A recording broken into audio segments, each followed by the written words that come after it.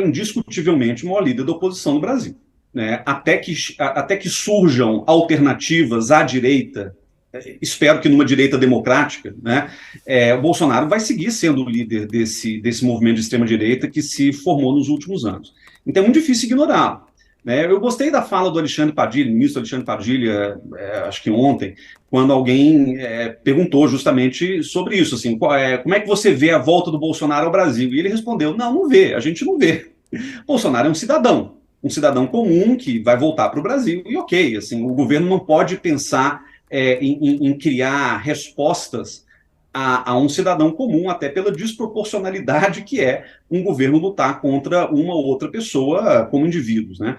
Agora, o Bolsonaro ele não tem que ser tratado institucionalmente pelo governo Lula, não acho que o Bolsonaro tenha que ser objeto de nenhuma fala específica, de nenhum ministro, do presidente, obviamente, mas eu acho que o que o Bolsonaro representa, né, o movimento bolsonarista, esse vai ter que ser acompanhado de maneira muito cautelosa, seja pelo Ministério dos Direitos Humanos. Eu estou hoje trabalhando com o ministro Silvio Almeida, né, em pensar em soluções, né, para o combate ao discurso de ódio e extremismo. A gente tem um grupo grande de sociedade civil envolvido nisso.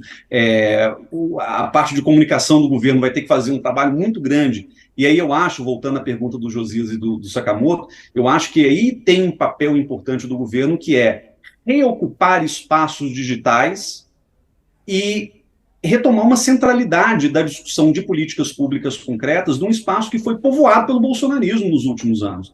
E eu tenho a sensação de que a esquerda, no geral, ainda tem muita dificuldade de se inserir nesses espaços digitais e de falar a língua da era digital. O E a próprio Lula, até outro imprensa? dia... E a E a imprensa? imprensa, Como é que o senhor vê a imprensa cobrindo o Bolsonaro?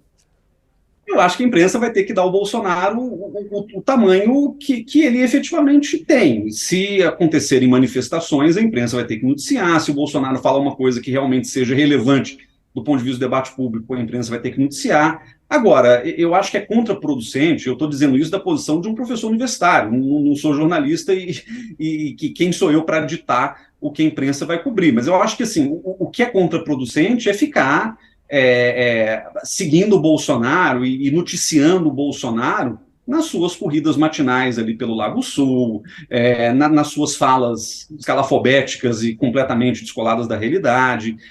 Uma coisa que a imprensa americana começou a fazer a certa altura do governo Trump foi, acho que vocês se lembram bem, parar de transmitir quando ele começa a falar coisas absolutamente mentirosas, né? Então, mesmo em declarações oficiais, ainda na presidência, a imprensa simplesmente cortava o sinal, parava de transmitir.